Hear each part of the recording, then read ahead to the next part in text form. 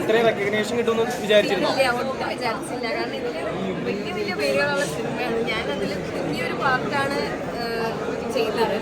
പക്ഷെ അത് ചെയ്തു വന്നപ്പോൾ അത് നന്നായി വന്നിട്ടുണ്ടെന്ന് എല്ലാവരും പറഞ്ഞു. കുറച്ചുള്ളെങ്കിലും നല്ല കയ്യടിയുള്ള സ്ഥലങ്ങളാണോ ഉള്ളത്? അതെ, അതിന് ഒരുപാട് സന്തോഷമുണ്ട്. ഞാൻ കയ്യടി അങ്ങനെ പ്രതീക്ഷിച്ചിട്ടുണ്ടായിരുന്നില്ല. സ്റ്റണ്ട് ആദ്യമായിട്ട് ചെയ്യുന്നതുകൊണ്ട് ഒരു ടെൻഷൻ ഉണ്ടായിരുന്നു. പക്ഷെ എല്ലാവർക്കും ഇഷ്ടപ്പെട്ടു.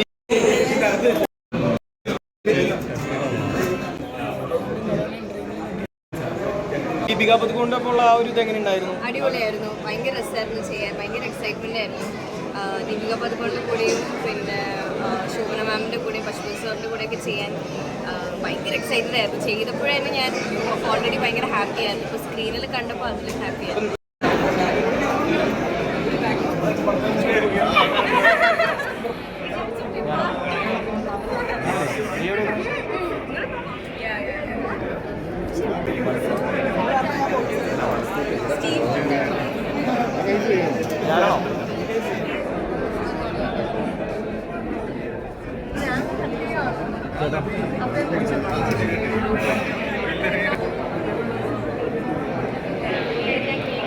എല്ലാവരും കൂടെ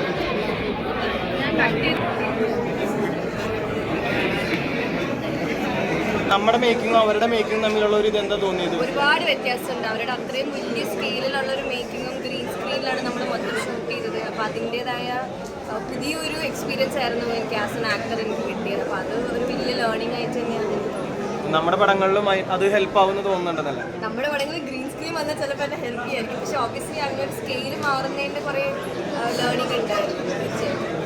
ഹാപ്പിയാണോ? അയ്യോ, ഞാൻ ഭയങ്കര ഹാപ്പിയാണ്. ഓക്കെ. ഈ അടുത്ത ഭാഗം വരുമ്പോൾ ബഡ്ജറ്റ് ബേസിൽ ഈ സിനിമ വലിയ രീതിയിൽ മാറ്റങ്ങൾ വരുന്നുണ്ടല്ലോ.